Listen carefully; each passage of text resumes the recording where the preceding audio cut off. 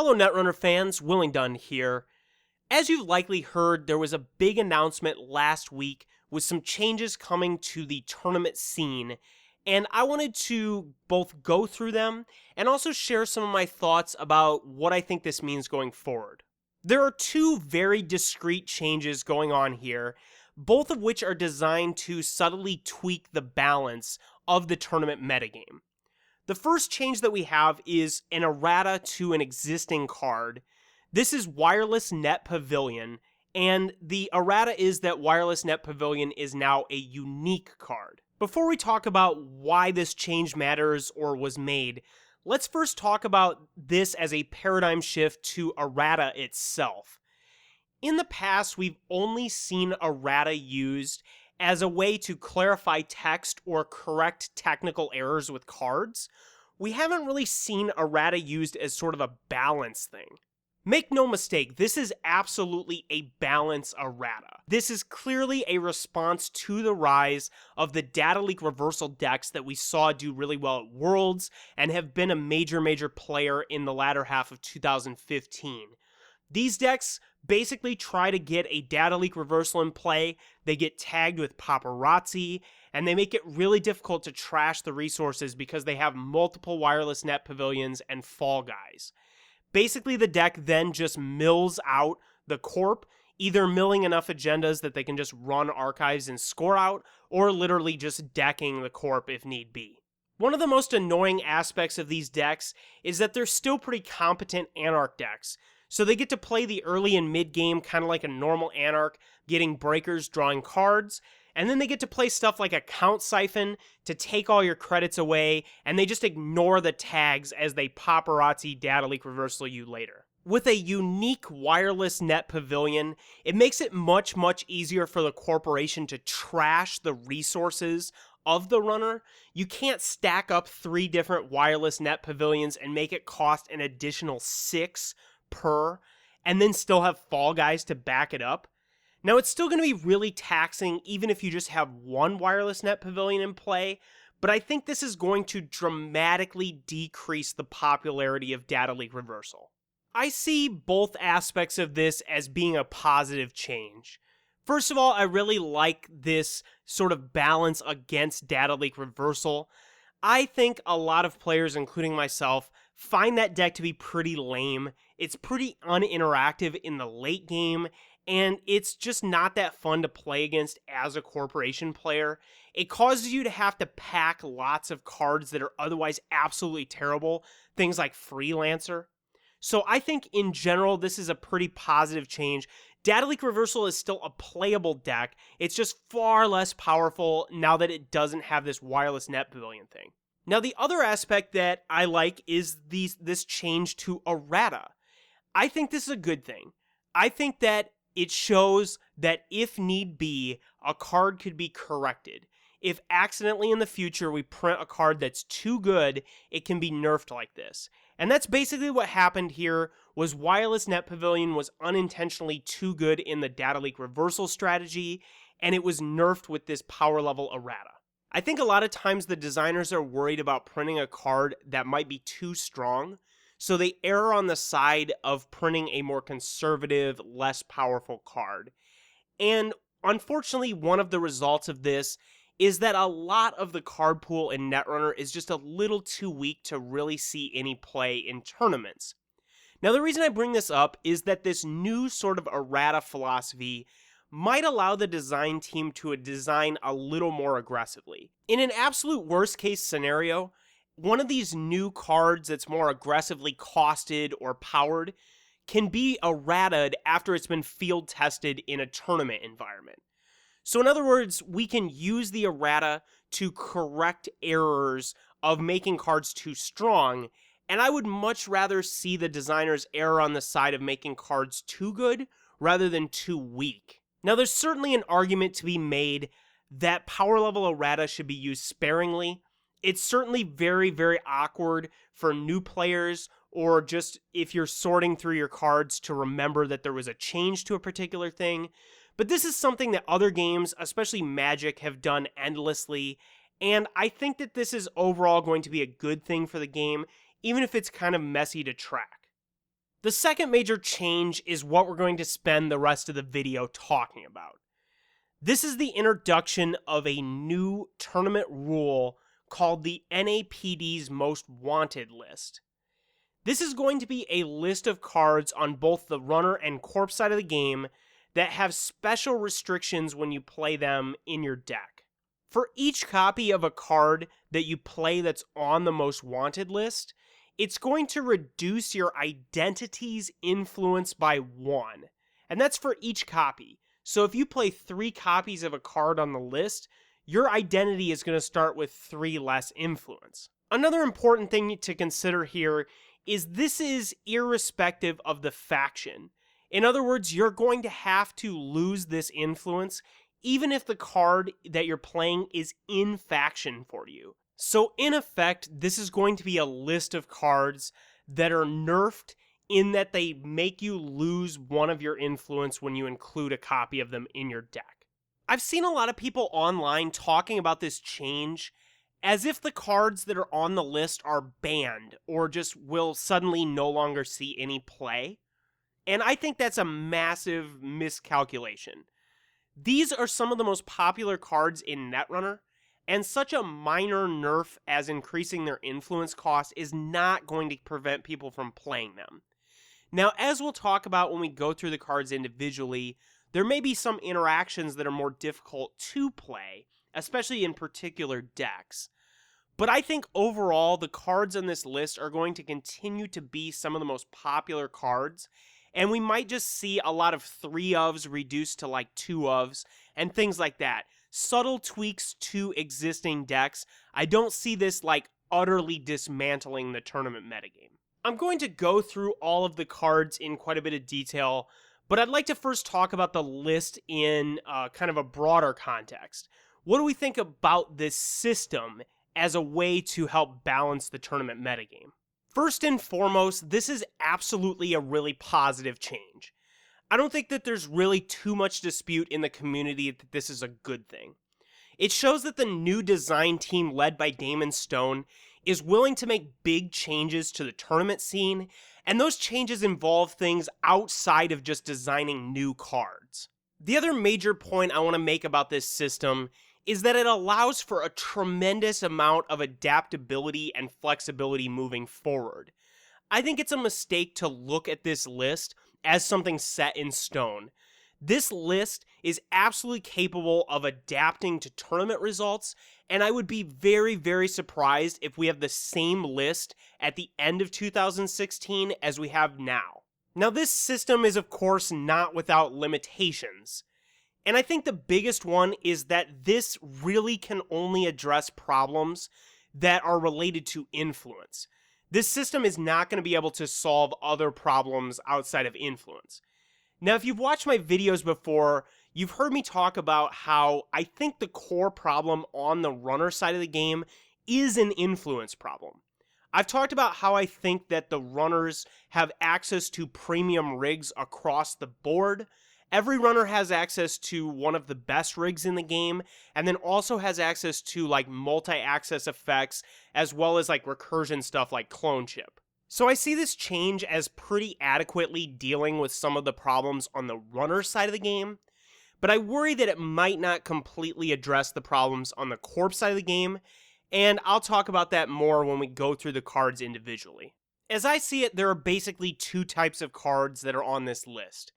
There are cards that are obviously too strong, that have been too strong for a long time, and if you're going to have a nerf list like this, they basically have to be on it. The other type of card that I'm seeing are cards that aren't exactly too strong.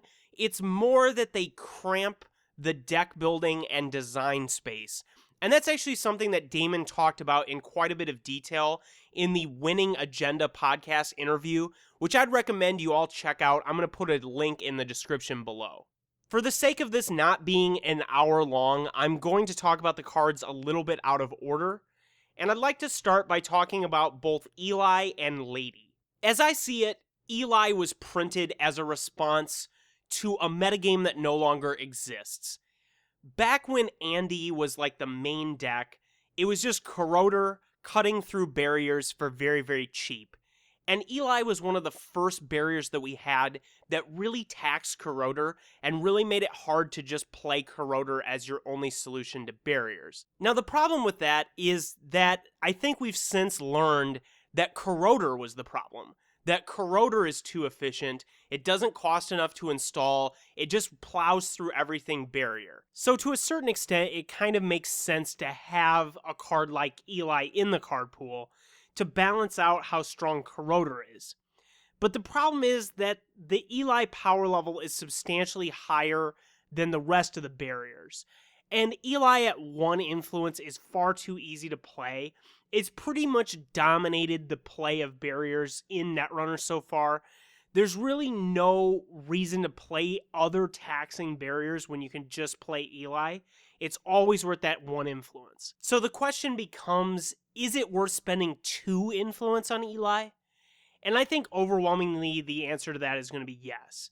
I think for the most part, this change is just going to cause us to reduce the number of Elis we play by 1 or 2. But that's kind of a good thing. It's going to make it so that every deck can't just by default play a whole ton of Elis. And the big implication of that is that we're going to have to play some of the barriers that we've cast aside to replace those slots.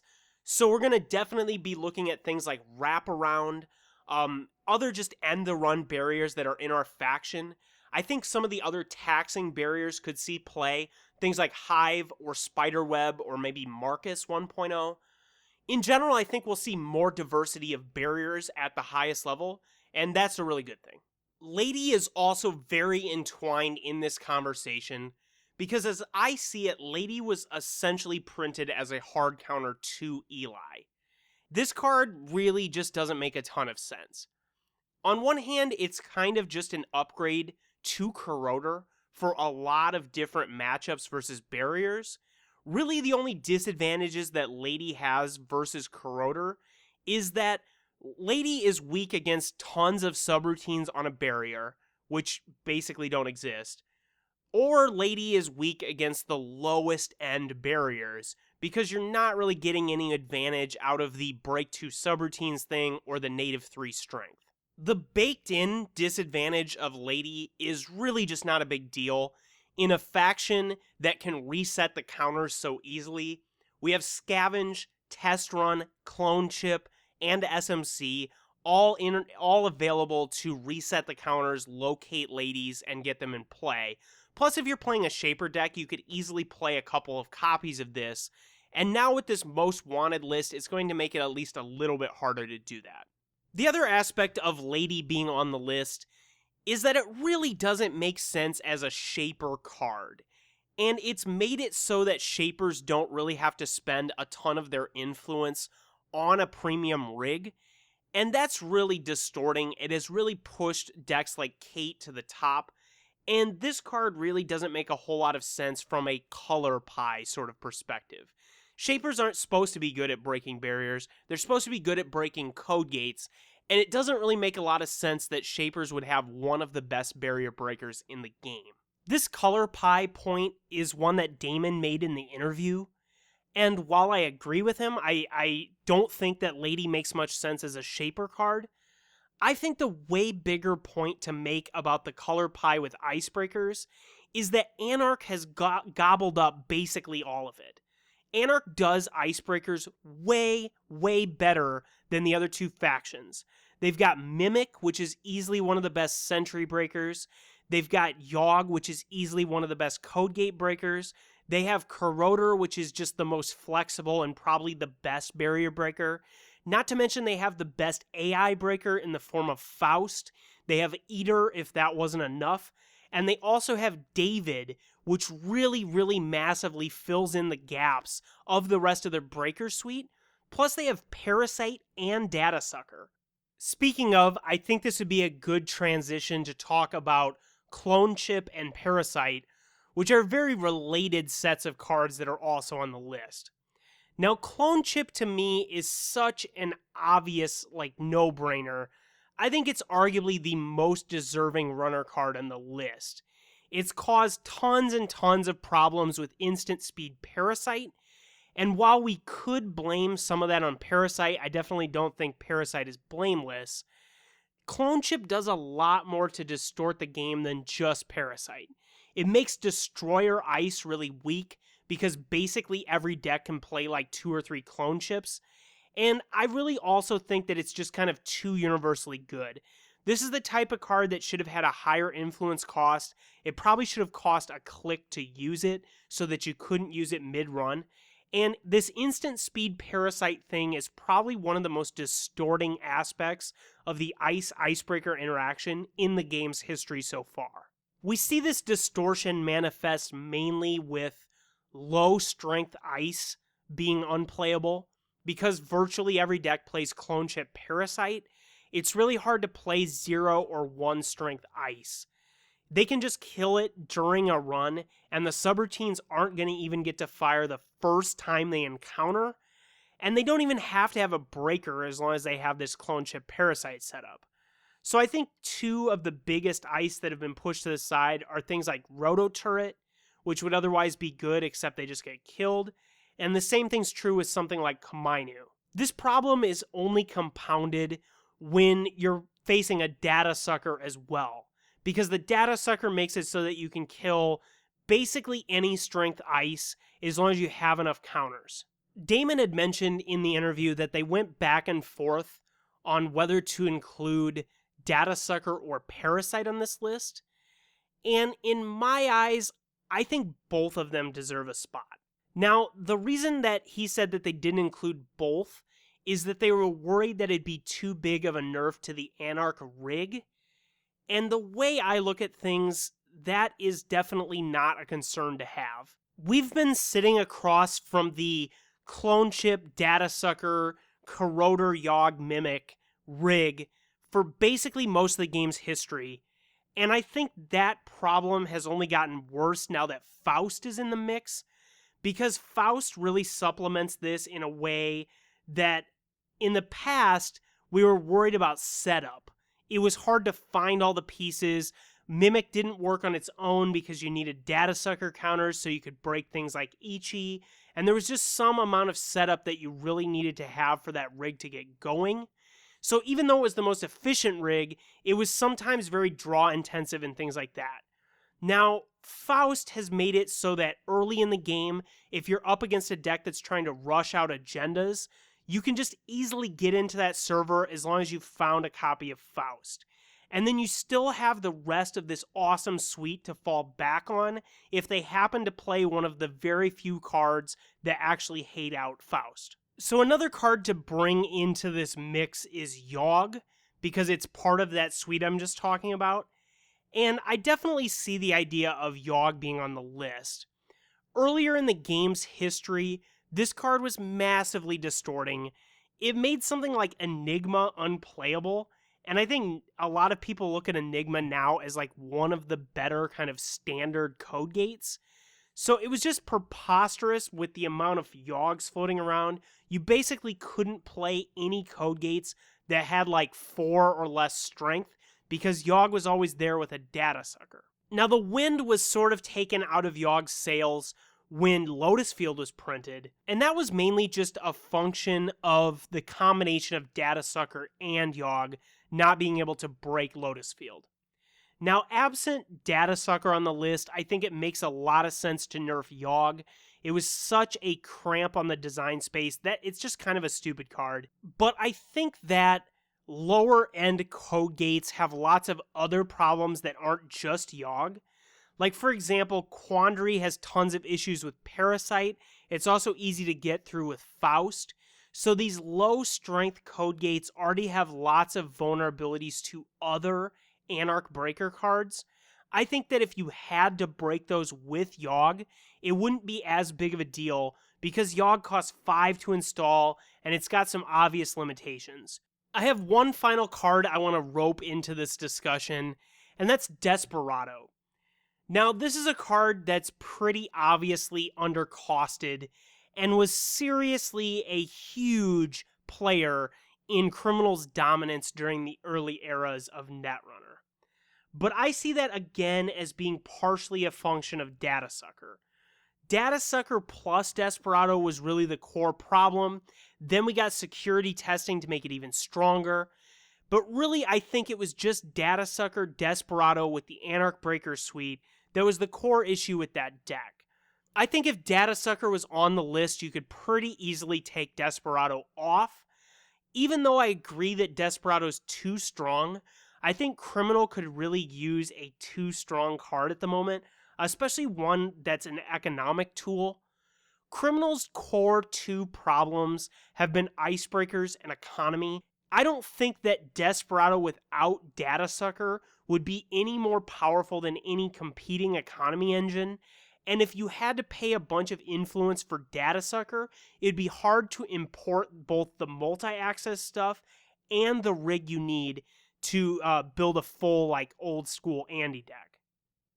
The only runner card I haven't talked about yet is Prepaid Voice Pad, and I see this one as being pretty different than some of the other cards. This is a card that's really only too good if you build your deck in a certain way to exploit it, and I think we've really only seen that manifest as Prepaid Kate.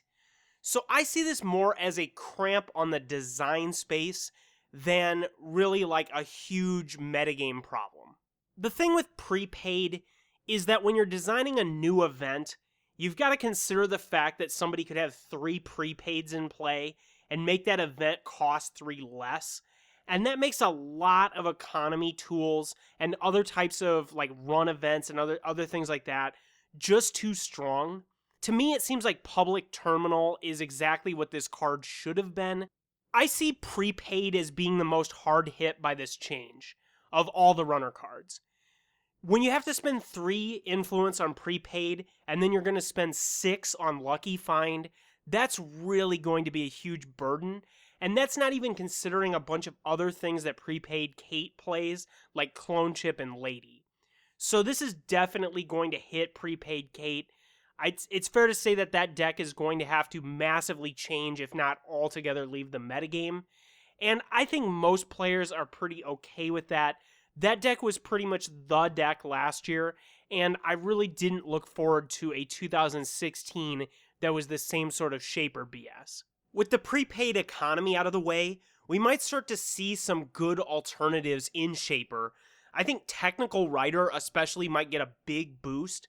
Underworld Contacts, I think, is another card that might see a big boost, especially in Kate or any of the one-link runners. A lot of people have been talking about some of the alternative IDs as being kind of cooperative with these alternative economies. Haley especially is really good with Technical Writer. And I think a lot of people have been talking about Professor because he's not really as constrained by this new Most Wanted list. You can't reduce his influence to less than 1. So pretty much including cards that are affected by the list don't affect him at all. I'm not totally convinced that we'll see a move away from Kate, but I do think the economies of Shaper decks will get more diverse and will be just more interesting in general. Now I'd like to go back and look at a few of the Corp cards, and the first one I'm going to talk about is NAPD Contract. This is a card that I think is the embodiment of too universally good, and this is just a remarkably untricky and unsophisticated sort of card when we look at it in the modern perspective. But you gotta think that when NAPD was printed, it was really a stopgap. At the time, Corp was really weak and was getting absolutely dominated by Runner, and NAPD Contract had a big effect on that because now there was suddenly this taxing, hard-to-steal agenda, and this was the first one of that sort. We've seen a sort of reinvention of this type of thing with Global Food Initiative, and like with Global Food, I think NAPD should not have been neutral, and I think that's kind of the core reason that it's on this list today. If this effect was just in a specific faction, it wouldn't be anywhere near as distorting, but as it is, I think it's perfectly justified to throw this thing on the list. I'm really looking forward to a period where we see fewer NAPD contracts, and it seems to me like forcing them to cost and influence is a really good way to do that. I think we're going to see a lot of reduction in NAPD contracts, going down to 1 or maybe even 0. I think a lot of people are going to consider playing 2 Global Food because it's only going to cost 2 influence, whereas if you play the same 6 points in NAPD, it's going to cost you 3 influence. All around, I think this will have a subtle reduction on the number of NAPD contracts, and I see that as being a very good thing. With that said, I've really noticed that we need more 4 for 2s. As I've been drafting deck lists under the most wanted list, it seems to me that every faction has at most one good 4 for 2, and I think realistically only 2 of the factions have 4 for 2s that are like at the right power level. Nisei Mark II is just the best 4 for 2 in the game, and so Jinteki's got some options there. And I think Oaktown Renovation is pretty easily like second or third place when it comes to 4 for 2s. It's definitely on the right power level. It's got a nice little economy effect, and it's got some flexibility on how you reap those rewards. Now with HB, we really only have Efficiency Committee, and that's just really not that great. It requires a lot of tricky stuff to get it to work, and it's always been best in more like combo-oriented decks. And I think for NBN, it's really, there isn't a 4 for 2, at least one that you want to score. Pretty much their only option is Explodapalooza, and the only reason that's any good is because you gain the credits when they steal it. So I think that the card pool could really use like neutral 4 for 2s that have some sort of generically good effect. And we've seen a spoiled card that's kind of like that already, so I kind of anticipate us to see a lot better 4 for 2s in the future. I personally can't wait till NAPD rotates, but I think it makes a lot of sense for it to be on this list. It's just too easy to play in every deck. It just pumps up your agenda points with just random cards that are hard to steal. The next Corp card I want to talk about is Architect, and I think there's some similarities with NAPD with this card. This is another card that's just kind of too universally good and too easy to play in every deck. At 2 influence, it's absolutely worth the cost, and I think now that it's going to be a little more expensive to play in every faction, that's going to reduce the number of architects we're going to see. And I think that's especially true out of NBN, because the rest of the cards that we're going to talk about on this list are NBN staples, so you're probably not going to have as much disposable influence that you can pump into stuff like Architect. Architect has been massively dominant in Near Earth Hub. It's also been really good in the recent rise of Engineering the Future. And this is just the type of thing where if you have 2 influence and you don't know what to spend it on, you might as well just replace one of your bad sentries with this one, because this one's unbelievably good. This is probably the first really distorting anti-face check ice. We've seen some other anti-face check ice like Kamainu that are pretty insanely strong, but all of those like Rotor Turret and Kamainu and stuff like that have always had problems with instant speed Parasite, whereas really the only solution to Architect is Mimic. I really like the design of Architect. I wish that maybe it was a little more well balanced. It needs to be a little more expensive, both in influence and cost to res.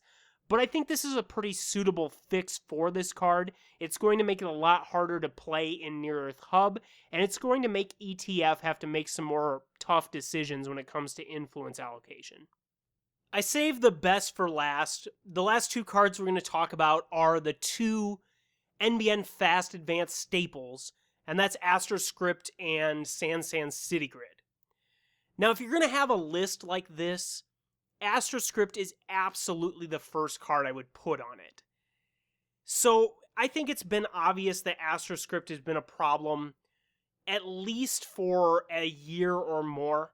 I would argue that people started really complaining about this card about 6 months to a year after the game was released. And it's just been obvious to most members of the community that this card is too good, that its numbers are bad, and I've argued that it needs to be replaced, outright changed, or reprinted with some kind of nerf. So, is this influence cost increase going to shut down NBN Fast Advance? I think the answer is a resounding no. But I do see one really positive thing coming out of this change. In the past, I've whined about the current Butcher Shop decks as being kind of too good at everything. They have the best alternate win condition in the game in the form of tags plus Scorched Earth. And then they also have this quote-unquote pressure from the Astro chain, where they have this like fast advanced sort of scoring package that they can just shoehorn in their deck. And I've said that I thought that was a big problem, that Butcher Shop kind of got the best of both worlds, and having both of these kill mechanisms was really, really just hard to beat as the runner. So I think the biggest effect that this change on AstroScript, and to a lesser extent Sansan City Grid, is going to have is that you're going to see those Butcher Shop decks splinter. They're going to become two different decks. You're going to have to go dedicated Fast Advance or dedicated Butcher Shop, and it's going to be much, much more difficult to straddle those lines and do kind of both aspects equally well. The main reason for this is that the kill package costs about 15 influence. If you want to play 3 Scorched Earths, that's 12, and then you're going to want to play the traffic accidents as well, at least 2 of those. I would say 3 is better. So that's 15 influence. So if you want to also play AstroScripts, you're going to either have to play Near Earth Hub, which isn't much of a concession, or you're going to have to cut some of your other kill package, like either a Scorched Earth or some of the traffic accidents. I don't really see that as being an option. So for me, if I was going to build Butcher Shop today, I would do it out of Near Earth Hub. I would play probably 2 traffic accidents and 3 Astros.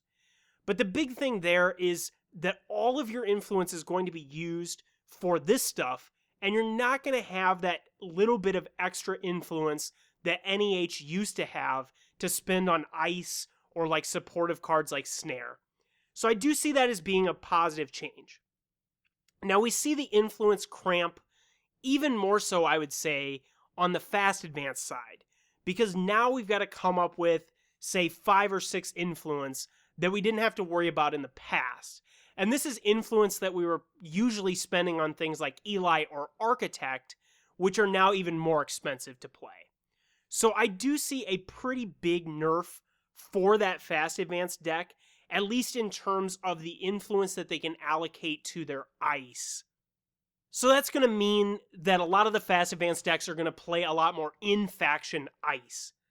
Now, NBN has a lot of really good in-faction ice, but a lot of it is tag-oriented. And some of their best cards, like Data Raven, for example, is very tag-oriented, and if you don't have tag punishers, it's not quite as scary.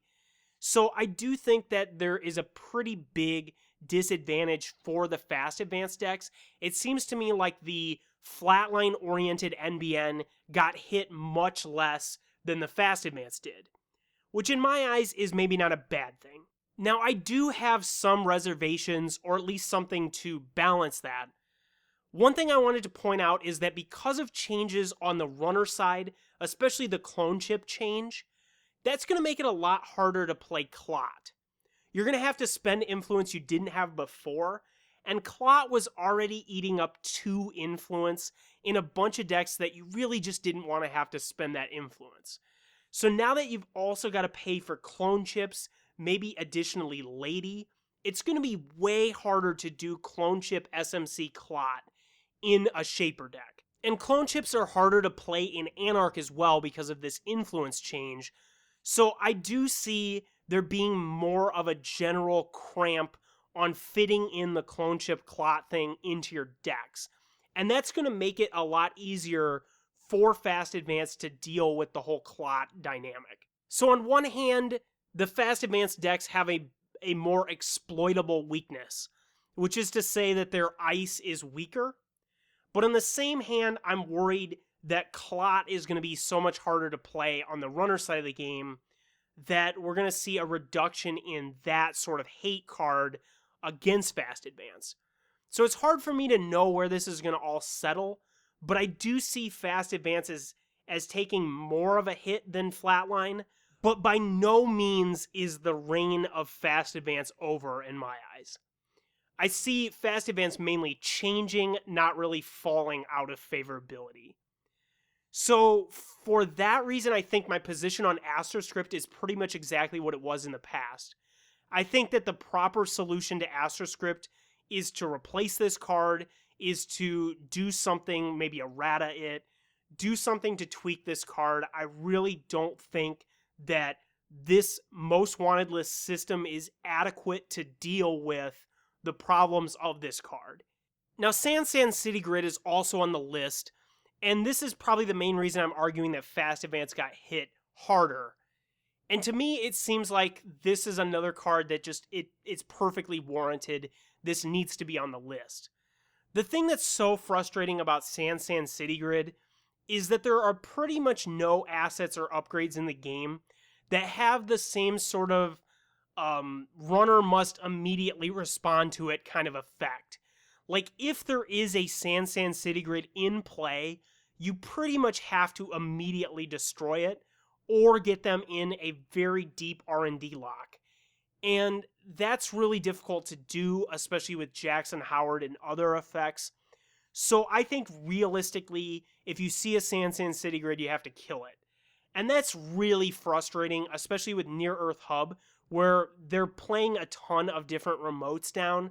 So they're probably going to get to fire one of their agendas through the San City Grid before you even find it. So I think overall this is a positive change. It's a step in the right direction, but I don't think this is going anywhere near far enough to actually fix the problems that we see with NBN. Well, that's going to do it for my look at the most wanted list. Hopefully there were some insightful things I said here. And if you agree or disagree with me, make sure you talk about it in the comments. I think, as a final note, that the most wanted list is a huge step in the right direction for the game, and this has me really enthusiastic about Netrunner in a way that I haven't been for the last few months. I'm really excited to see where this game goes with this most wanted list, and while I've expressed some reservations about how I think there needs to be some changes to the list, I think the concept of the list and the fact that we're even having this discussion and even trying out this most wanted list is a hugely positive thing. Thanks for watching. If you liked the video, be sure to subscribe and press the button that looks like a thumbs up. And I'll see you again for some more Netrunner stuff.